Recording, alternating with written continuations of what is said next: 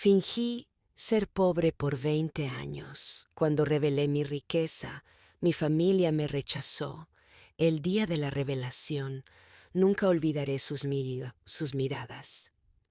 Después de 20 años de fingir ser un hombre pobre, de cargar con ropa gastada y zapatos rotos a propósito, decidí mostrarles la verdad. La mesa estaba llena, mis hijos, mis nueras, mis nietos y hasta algunos vecinos que se habían acercado por curiosidad. Yo me levanté, respiré profundo y dejé sobre la mesa un fajo de papeles, escrituras y documentos bancarios. No soy el hombre que ustedes creen, no soy un mendigo, no soy un fracaso. Durante 20 años fingí ser pobre y en realidad soy multimillonario.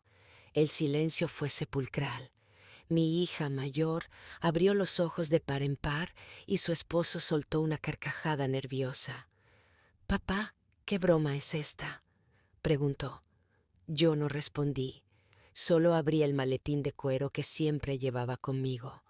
Dentro había chequeras, estados de cuenta y un simple papel con la cifra que había ocultado durante 2 décadas. $42 millones en inversiones y propiedades. Todos se quedaron helados. Pensé que me abrazarían, que llorarían conmigo, que me agradecerían por haber mantenido la humildad como un escudo, pero no. En vez de eso, mis propios hijos me rechazaron. Las palabras que salieron de sus bocas me dolieron más que cualquier golpe. «¿Por qué fingir?», gritó uno de ellos. «¿Por qué condenarnos a la vergüenza, a vivir como si fuéramos miserables? ¿Acaso disfrutabas viéndonos luchar?», escupió mi nuera, con los ojos llenos de odio. «Eres un egoísta», me gritó mi hijo menor. «Si tenías todo ese dinero, ¿por qué no nos ayudaste antes?». En ese momento entendí que mi riqueza no valía nada frente a la pobreza de sus corazones. La decisión de vivir como pobre, muchos pensarán que mi vida de pobre fue una desgracia autoimpuesta, una locura sin sentido. Pero todo tuvo un origen, un momento exacto en el que mi alma comprendió que la riqueza puede ser una bendición o una maldición. Corría el año 1999. Yo era un hombre de 30 y pocos años, joven aún, con un negocio que empezaba a florecer. Había heredado algo de mi padre, pero no era gran cosa. El verdadero éxito vino con esfuerzo, noches de desvelo, manos sudorosas cargando cajas en el mercado y horas enteras negociando con proveedores. El dinero comenzó a fluir como un río. Primero fueron cientos, luego miles, después millones. Y con cada billete que llegaba, notaba cómo las sonrisas a mi alrededor cambiaban. Mis amigos de juventud, aquellos que bebían café conmigo en un viejo bar del barrio, comenzaron a tratarme distinto. Ya no me invitaban a jugar al dominó en la plaza, sino que esperaban que yo pagara las cuentas, que financiara sus caprichos. Incluso mi propia familia me miraba con otros ojos. Mi hermano menor llegó a decirme sin rodeos: «Tú tienes de sobra, ¿qué te cuesta darme la mitad de lo tuyo?». En aquel instante me di cuenta, el dinero no solo transforma al que lo posee, sino también a los que lo rodean. Comenzaron las envidias, los comentarios maliciosos, los rumores. Seguro se hizo rico con negocios sucios, seguro es narco, seguro roba. Pero lo que más me dolió fue lo que pasó con mi primera esposa. Durante años creí que me amaba, pero cuando mi fortuna creció, su amor se transformó en codicia. Ya no hablaba de nuestros sueños, sino de joyas, de viajes, de casas en la playa. Una noche, mientras creía que dormía, la escuché hablar por teléfono con una amiga. «Si este tonto sigue dándome la vida de reina que quiero, me quedaré con él. Si no, me busco otro». Esa frase se me quedó grabada en el corazón como una puñalada. Fue entonces cuando decidí que jamás volvería a mostrar mi riqueza. Comprendí que si quería saber quién me quería de verdad, debía esconder mi tesoro más grande. Y así, como un hombre que cava un pozo para ocultar oro, enterré mi fortuna en cuentas bancarias, sociedades anónimas y propiedades a nombre de terceros. Dejé de vestir trajes caros, cambié el auto lujoso por un viejo sedán oxidado y poco a poco me convertí en lo que todos creyeron, un pobre diablo que sobrevivía con lo justo. Muchos me llamaron loco, pero en el fondo sabía que estaba haciendo el experimento más importante de mi vida: descubrir quién me amaba a mí y no a mi dinero.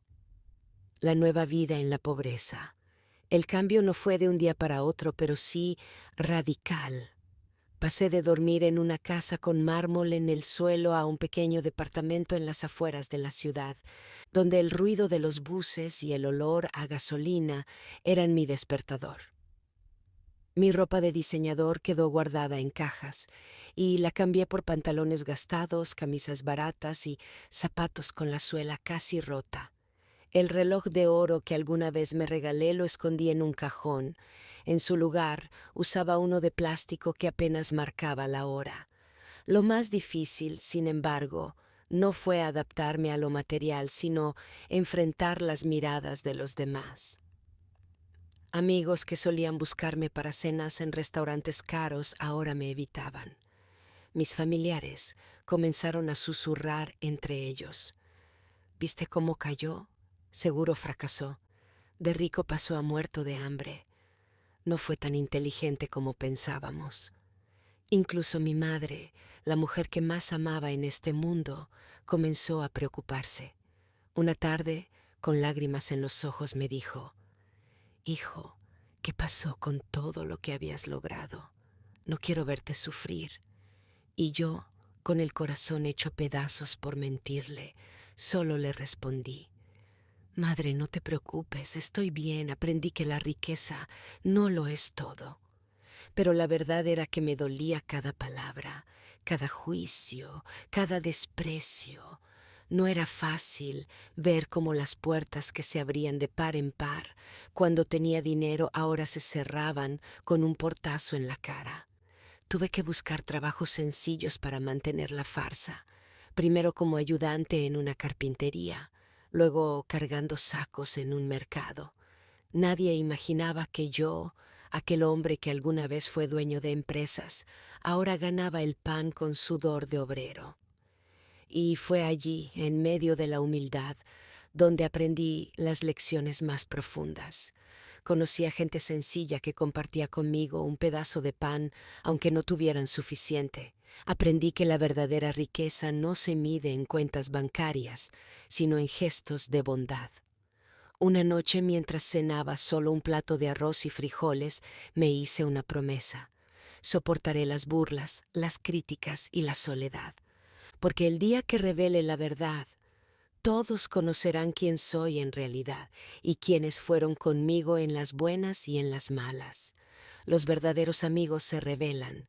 La pobreza se convirtió en un espejo que reflejaba con claridad lo que el dinero había ocultado durante años, la verdadera naturaleza de quienes me rodeaban. Al principio, la soledad fue insoportable. Mis llamadas ya no eran contestadas. Las invitaciones a reuniones familiares desaparecieron. Hasta mis hermanos, aquellos con quienes compartí mi infancia, comenzaron a distanciarse. «No podemos ayudarte siempre», me dijeron una vez. «Deberías aprender a vivir con lo poco que tienes». Lo que en realidad significaba era que ya no servía como proveedor de favores ni como billetera ambulante. Sin embargo, fue en esos momentos de oscuridad cuando aparecieron las luces más inesperadas. Doña Rosa, mi vecina anciana, me llevaba sopa caliente cuando veía que no cocinaba. Un compañero de la carpintería, Manuel, me prestó dinero sin esperar devolución, solo diciéndome: «No te preocupes, hermano, cuando puedas me pagas». Gente que apenas conocía comenzó a demostrar una solidaridad genuina. mientras aquellos que consideraba parte de mi círculo íntimo me dieron la espalda sin pensarlo. Recuerdo claramente una tarde lluviosa. Me encontraba sentado bajo un techo de lata, con la ropa empapada y el alma aún más mojada por la tristeza. Fue entonces cuando un niño del barrio, con sus zapatos rotos y la cara llena de lodo, se acercó y me ofreció la mitad de su pan. «Tome, señor, yo ya comí un poquito». Ese simple gesto me quebró por dentro. Lloré, no de tristeza, sino de gratitud. Entendí que la vida me estaba enseñando algo que no había aprendido en mis años de riqueza, el valor de lo pequeño, lo puro, lo sincero. Y fue entonces cuando escribí en un cuaderno: no son las riquezas las que muestran quién eres, sino la pobreza la que revela quién está contigo de verdad. Desde ese día, dejé de lamentar lo perdido y comencé a observar con detenimiento a quienes permanecían a mi lado. Descubrí que los verdaderos amigos no se cuentan con decenas, sino con los dedos de una sola mano. Ellos, los pocos que quedaron, serían testigos del día en que mi verdad saliera a la luz, y juntos, me juré, escribiríamos la página más importante de mi vida, forjando la fortaleza interior. Cuando la soledad y la traición me habían dejado casi sin aliento, descubrí que todavía había algo intacto dentro de mí, mi voluntad. El dinero ya no estaba, la comodidad había desaparecido, pero quedaba un fuego, una chispa que se negaba a apagarse. Comprendí que, si quería sobrevivir a esa etapa, debía transformarme en alguien más fuerte, no por los demás, sino por mí mismo. Cada mañana me levantaba antes del amanecer, no porque tuviera un lugar lujoso al cual ir, sino porque la disciplina era lo único que nadie podía arrebatarme. Comencé a trabajar en pequeños oficios, reparando muebles, pintando casas, cargando cajas en el mercado. No me importaba el esfuerzo físico porque con cada gota de sudor sentía que estaba limpiando el alma de toda arrogancia que había tenido en mis años de riqueza. Mientras mis antiguos amigos gastaban en fiestas, yo invertía mi tiempo en aprender. En la biblioteca del barrio me hice amigo de los libros: filosofía, historia, espiritualidad. Cada página me enseñaba que el ser humano no vale por lo que tiene, sino por lo que es capaz de resistir y transformar. Recuerdo una conversación con Manuel, aquel compañero que nunca me dio la espalda. «Hermano, ¿de verdad vale la pena tanto sacrificio?», me preguntó mientras descansábamos después de un día de trabajo. Lo miré a los ojos y respondí: «Sí, porque estoy construyendo algo que el dinero nunca pudo darme: fortaleza interior». Fue en esos años de aparente escasez que descubrí el verdadero lujo, la paz de poder mirarme al espejo y sentir orgullo, aunque no tuviera nada en los bolsillos. Anoté en mi cuaderno otra frase que se convirtió en mi mantra: el oro puede comprarse, pero la fortaleza del espíritu solo se forja en el fuego del dolor. Y así, mientras el mundo me creía derrotado, yo estaba levantando los cimientos de un hombre nuevo, un hombre que un día, cuando el momento llegara, sorprendería a todos con la verdad que había guardado en silencio durante 20 años. La prueba de la humillación. El destino parecía empeñado en examinar mi nueva fortaleza. Ya no era suficiente haber perdido la riqueza, los amigos y el respeto social. Ahora debía enfrentar la humillación pública. Un día, mientras trabajaba cargando cajas en el mercado, me encontré con antiguos conocidos. Hombres y mujeres que antes me saludaban con reverencia, ahora me miraban con desprecio. «¿Ese no es el que decía que era intocable?», murmuró uno. «Mira cómo terminó, pobre diablo», respondió otro entre risas. No quise responder. Bajé la cabeza y seguí trabajando, pero en mi interior la rabia ardía. Sin embargo, recordé mi propio compromiso: no reaccionar con soberbia, sino con paciencia. Las pruebas se hicieron más duras cuando mi propia familia comenzó a alejarse. Algunos parientes no soportaban verme así, otros simplemente se avergonzaban. Me trataban como si yo fuera un extraño, como si jamás hubiera existido el hombre que antes ayudó a todos con generosidad. El golpe más fuerte vino una tarde. Pasaba frente a un restaurante elegante cuando vi a mi esposa de entonces, riendo con otro hombre, como si nunca hubiera compartido mi vida. Sentí que el suelo desaparecía bajo mis pies. Corrí a un callejón y grité con todas mis fuerzas, pero las lágrimas no eran de odio, sino de impotencia. Era la prueba definitiva, aprender a soltar. Fue Manuel, mi fiel amigo, quien me sostuvo en ese momento. Hermano, me dijo, no te rebajes. El verdadero valor de un hombre no se mide cuando todo va bien, sino cuando todo está en contra. Y esas palabras me hicieron reflexionar. Comprendí que la humillación, aunque dolorosa, era también una maestra. Estaba tallando en mí la humildad que antes nunca había tenido. Esa noche en mi cuaderno escribí: el que soporta la burla sin devolver odio se vuelve indestructible. El renacer de las oportunidades. Después de tanto dolor y pruebas, la vida empezó a mostrarme que nada era en vano. La humillación que había soportado me había templado el carácter, y esa nueva fortaleza interior pronto iba a dar frutos. Una mañana, mientras trabajaba en el mercado descargando sacos de arroz, un hombre mayor se me acercó. Tenía aspecto sencillo, pero sus ojos transmitían sabiduría. Te he observado, hijo, me dijo. No eres como los demás. Trabajas en silencio, nunca te quejas y ayudas a los otros sin esperar nada. Pensé que eran solo palabras de cortesía, pero él continuó. Yo tengo un pequeño taller de carpintería. Me falta alguien en quien pueda confiar, no te puedo pagar mucho, pero si eres constante, el aprendizaje valdrá más que el dinero. Acepté sin dudar. Fue así como entré en el mundo de la carpintería, un oficio noble que me enseñó paciencia y dedicación. Las manos que antes firmaban contratos millonarios, ahora lijaban tablas, y descubrí algo sorprendente: el trabajo manual me daba paz. Con el tiempo empecé a destacar. Creaba muebles que no solo eran firmes, sino también bellos, porque en cada pieza ponía mi alma. Pronto, los clientes empezaron a pedir específicamente mis trabajos. El taller creció y con él también mi confianza. El hombre que todos llamaban fracasado ahora estaba construyendo un nuevo destino, uno mucho más sólido que el anterior, porque ya no se basaba en el orgullo, sino en la perseverancia.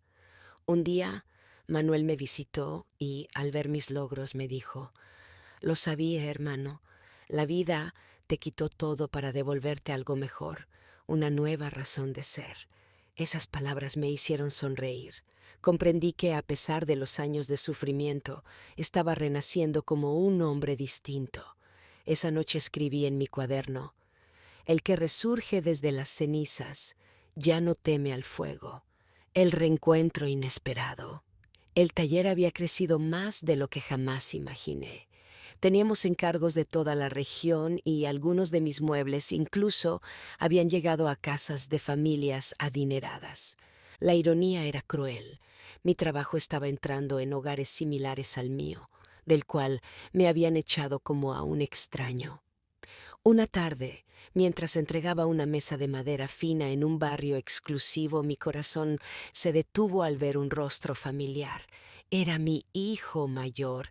Estaba más alto, más fuerte, pero su mirada seguía siendo la misma, mezcla de orgullo y frialdad. Él me reconoció al instante. Sus labios temblaron como si quisiera hablar, pero enseguida adoptó el mismo gesto distante que había aprendido de su madre. ¿Tú trabajas aquí?, preguntó, con un tono que mezclaba sorpresa y desdén. Sí, respondí, sin vergüenza. Hice esta mesa. Su silencio fue largo. Al final murmuró: no puedo creer que después de todo seas un carpintero. Es palabras me atravesaron como un cuchillo, pero también me dieron fuerza. Lo miré fijamente y le respondí: lo importante no es lo que hago, hijo, sino quién soy ahora. Y yo, después de perderlo todo, aprendí a no avergonzarme de lo que me da de comer con dignidad. Él no supo qué contestar. Dio media vuelta y se marchó, dejando tras de sí un silencio pesado. Esa noche no pude dormir. El reencuentro había removido viejas heridas, pero también me hizo comprender algo. Todavía había una parte de mí que anhelaba el perdón, aunque no lo admitiera. Días después recibí una visita inesperada en el taller. Mi esposa no llevaba la misma mirada altiva de antes. Ahora sus ojos mostraban un leve temblor, una mezcla de orgullo herido y nostalgia. Me dijeron que tu taller va bien, dijo sin rodeos. Sí, respondí mientras limpiaba el aserrín de mis manos. Hubo un silencio eterno. Finalmente añadió: los muchachos hablan de ti, aunque no lo admitan. Y yo vine porque necesitaba ver con mis propios ojos en qué te has convertido. Su presencia removió todo mi pasado, pero yo ya no era el mismo. La vida me había enseñado que las segundas oportunidades no se piden, se ganan con el cambio. Y esa noche entendí que el verdadero reto no era prosperar en silencio, sino enfrentar cara a cara a quienes me habían rechazado y decidir si les abriría de nuevo la puerta de mi corazón. El precio de la verdad. La visita de mi esposa no fue un hecho aislado. En las semanas siguientes mis hijos comenzaron a aparecer uno por uno en el taller. Algunos venían con curiosidad, otros con sarcasmo, pero todos terminaban marchándose con algo en los ojos que no podían ocultar: respeto. Un día mi hijo menor, aquel que siempre había sido más sensible, se quedó hasta tarde mientras yo trabajaba en una silla. Lo vi conmovido, como si quisiera hablar. Finalmente lo soltó. Papá, yo nunca estuve de acuerdo con lo que mamá hizo. Yo quería ayudarte, pero tenía miedo. Esas palabras derritieron la coraza de mi corazón. Lo abracé con fuerza y ambos lloramos como si todo el peso de los años de silencio y rechazo cayera sobre nosotros en ese instante. Pero la paz no duraría mucho. Semanas después recibí una carta inesperada. Mi esposa quería verme en la casa que un día fue mía. Dudé. Mi orgullo me decía que no, pero mi alma aún necesitaba respuestas. Cuando llegué me recibió con frialdad. Todo estaba igual y diferente a la vez. Los muebles brillaban, las paredes estaban impecables, pero el aire se sentía cargado, como si la casa guardara los ecos de lo que había ocurrido años atrás. Ella habló sin rodeos. He oído rumores de que has hecho dinero, que tu taller se ha convertido en algo grande. Sí, respondí. He trabajado día y noche para lograrlo.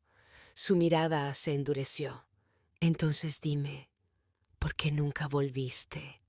¿Por qué preferiste quedarte en tu mundo de madera y clavos en lugar de recuperar a tu familia? Respiré hondo. Era la pregunta que yo mismo me había hecho tantas veces.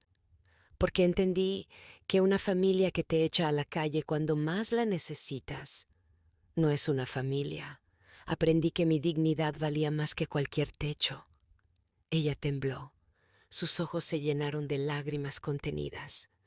¿Y ahora?, preguntó casi en un susurro. Ahora ya no soy el hombre que salió de aquí derrotado. Soy alguien nuevo, y no estoy seguro de que quiera volver a este lugar. El silencio fue demoledor. Al fondo, escuché a mis hijos discutir entre ellos. Algunos me querían de regreso, otros aún me rechazaban. Era como si la familia se estuviera rompiendo en dos, y yo era la grieta en medio.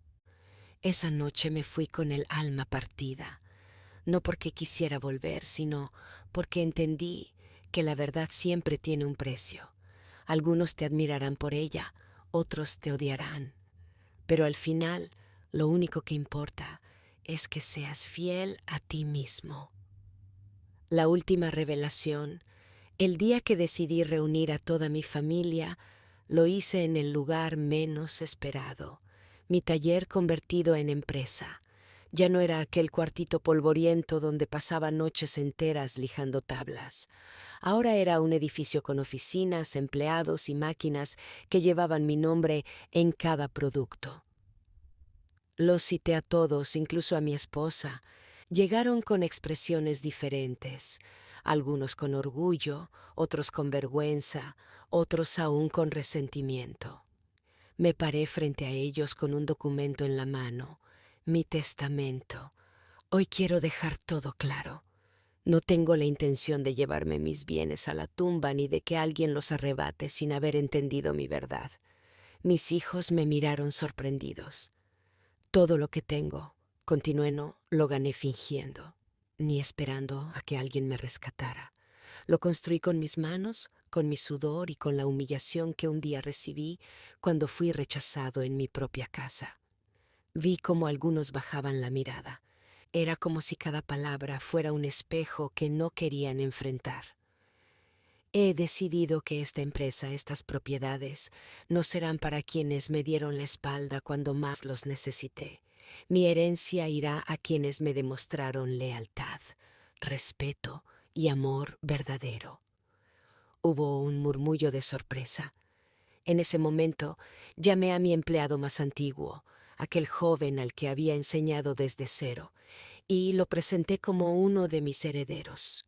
También incluí a mi hijo menor, el único que tuvo el valor de acercarse a mí y reconocer sus errores. Mi esposa rompió en llanto. «¿Entonces, me dejas sin nada?», preguntó con desesperación. La miré con calma, sin rencor. «No te dejo sin nada, te dejo con la lección más grande de tu vida. Nunca rechaces a alguien por lo que parece ser en el presente, porque no sabes en qué se puede convertir mañana». El silencio fue absoluto. Algunos lloraban, otros estaban furiosos, otros se mostraban en paz. Yo sentí que por primera vez en 20 años me había liberado de una cadena invisible. Ese día salí del taller mirando al cielo. No me importaba quién me aceptara o quién me odiara. Lo único que importaba era que había vivido fiel a mis principios y que había demostrado que la dignidad, la perseverancia y la verdad son más valiosas que cualquier fortuna.